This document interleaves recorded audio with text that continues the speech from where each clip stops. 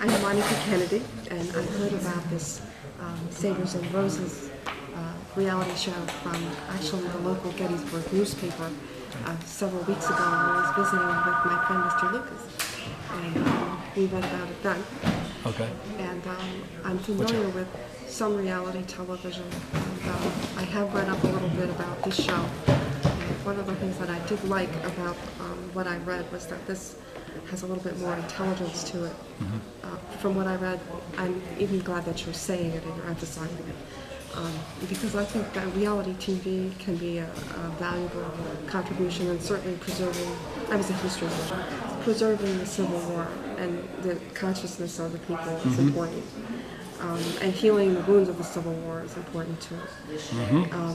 I mean, I'm aware of some of the problems that happened because Lincoln's Reconstruction Plan wasn't implemented. Instead, Johnson, implemented a very radical and different plan than Lincoln had. And I really think that the country might be a different place today if Lincoln had lived. I think, how can we address this now when we're doing history? And now I'm talking about history, I'll tell you, I studied, I went to Catholic University, and Father Hartke told me to go into acting. I do know ballroom dancing. I have pretty, I mean, I don't know if I'm an expert, but yeah, I've been on the dance floor at a ballroom dance and been told I looked like I was a professional. I was dancing with a guy who came in who was an amateur professional, and he said that he was looking for a partner because his partner was sick, and this was a benefit. This was in Washington at, I think, at the Sheraton. And it was a benefit for the foundation I used to work for. So I love to dance, and so we danced, and he taught me That's excellent. regular waltz, Viennese waltz, foxtrot tango, the whole thing. But people thought that we were like a couple that danced. And, that's cool. So I can follow very well. My name's Troy Cool. My mom told me about this, so she said I should check it out. How did you hear about it? The Record Herald newspaper in Waynesboro, Pennsylvania. Okay. I've got an extensive history working in the Civil War field. I used to work at Harpers Ferry National Park. I worked here at Gettysburg. Did you work with Dennis Fry? Yeah. Did you work on Gods and Generals? No. No? I worked on Gettysburg and Andersonville before that and would not go near Gods and Generals. Hi, my name's Sabrina Asper, and I actually heard about this show when I was reading the paper.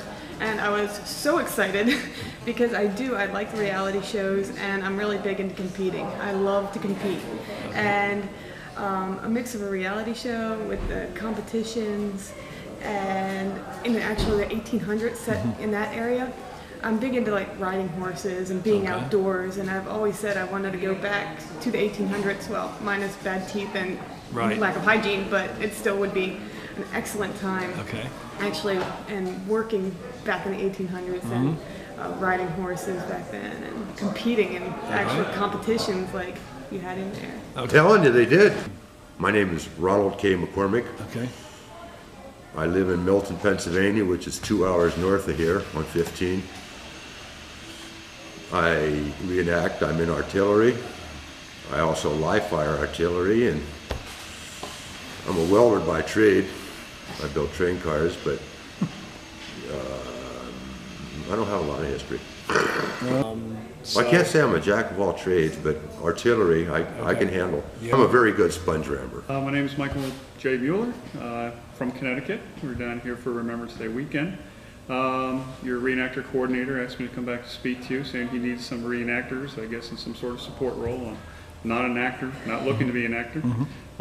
We've watched quite a few reality TV shows in regarding to these type of things. I remember way back when they had the first one, I guess Victorian House over in England. And subsequently we've seen, I guess, Prairie House, I don't know if I'm using the correct names, but Plymouth House with the Pilgrims up in there starting the colony. And I guess just recently they aired the one just the other week or so about Lord Byron. New York, I reenact with the 2nd Connecticut Heavy Artillery. Yeah, well actually we depict as an infantry impression in 1864. Unlike the gentleman who was in front of me who does field artillery, we were doing heavy artillery, which you would have up in the forts, the big huge columbard. And so when our unit was originally initiated, we obviously didn't have enough men and have enough, rifles to go out and be an infantry impression. So we started off, we went out with field artillery. So I heard you're needing artillery. I have Yeah. experience with that. Okay. I've been on all positions on a field artillery piece with the exception of the number 1 and number 2 positions, which put you in front of the hubs of the gun in a more dangerous area. So, but other than that, I've worked in the other positions on a field piece. And Okay. I'm familiar with it. As you see now, I'm actually a color sergeant. I've been reenacting 8 years with the 1st Regiment of the United States Volunteers and the color sergeant for the regiment. About a year ago, I went up to these guys and said, "You guys are doing this all wrong."